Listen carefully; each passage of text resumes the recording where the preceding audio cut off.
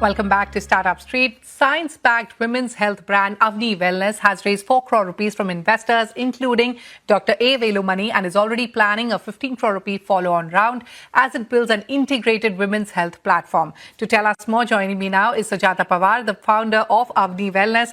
Sujata, welcome to Startup Street. Now, women's health in India has traditionally been viewed through the lens of menstrual hygiene. You're betting that the next opportunity lies in a much broader life cycle approach, from nutrition and hormonal health to menopause, and what's driving the shift in consumer behavior. Tell us, where do you see the biggest white space in women's healthcare today? Yes. Thank you, Shruti. I think the lens has not essentially changed. What has changed is who is viewing from the lens and who is solving for those problems. For a pretty long time, actually, women's health was almost synonymous to periods and sanitary pads. But what we see today is women are asking deeper questions.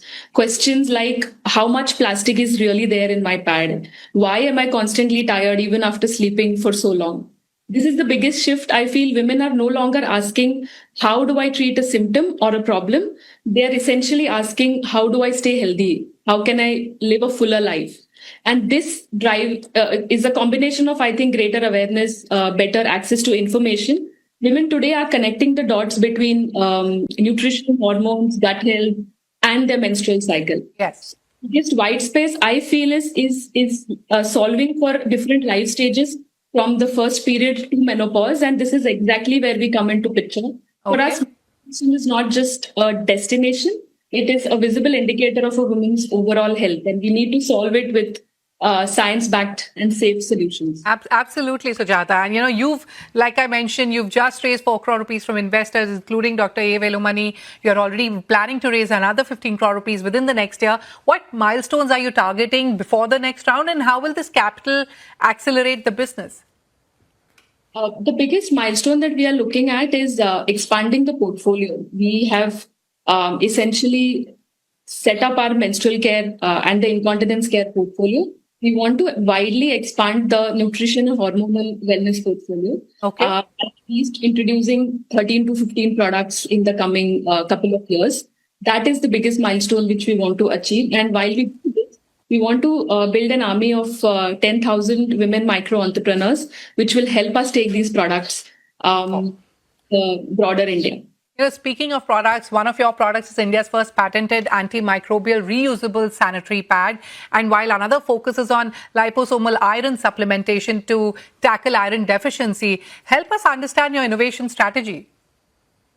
We've kept it simple. We think about it. What problem is the woman still living with? Because she is made to be believed that it is normal. What is the problem that she's still living with? Just because she believes it is normal.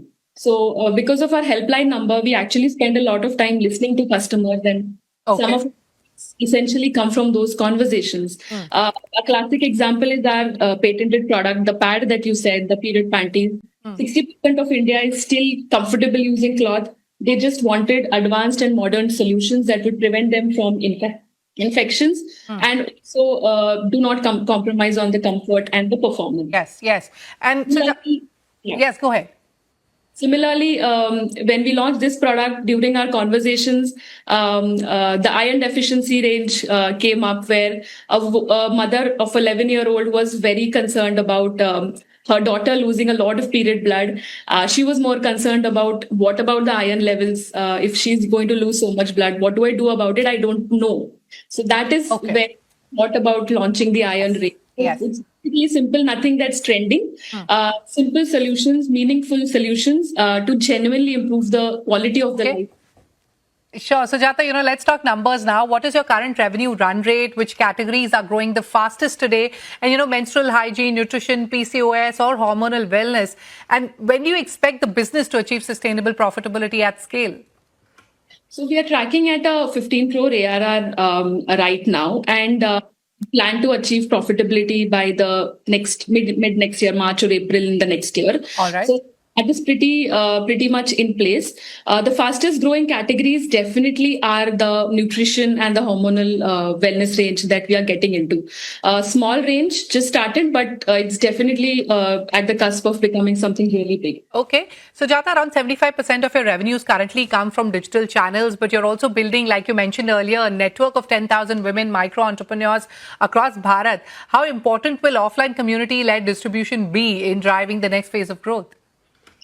So digital has been an incredible growth engine for us. It has helped us reach to crores of women now. But women's health in India, at least, is still surrounded by a lot of stigma. And we need women as our trusted health ambassadors to reach out to communities, share their own experiences, and help other women make informed choices. Okay.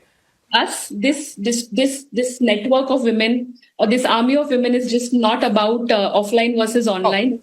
It's creating economic opportunities for women while expanding the access. Absolutely. Yes. One final question. The femtech sector globally has attracted significant investor attention, but in India, the category is still relatively early. Do you think investors now understand women's health as a large standalone opportunity? And how big do you believe the Indian market can become over the next decade? Well, this is half of the population that we are talking about. So from where I see it, women's health is what diabetes was, say, 20 years back, underdiagnosed, underserved, and at the becoming something really big. Why see in the next 5 years? Of course, the feminine hygiene market is there, but we then add to it the iron deficiency management, hormonal health, menopause, fertility, everything added together. It is comfortably going to exceed some 1 lakh crores in market cap. All right. On that note, it's time for me to wrap up our conversation. Many thanks, Sujata, for joining us on Startup Street and wish you the very best. Thank you.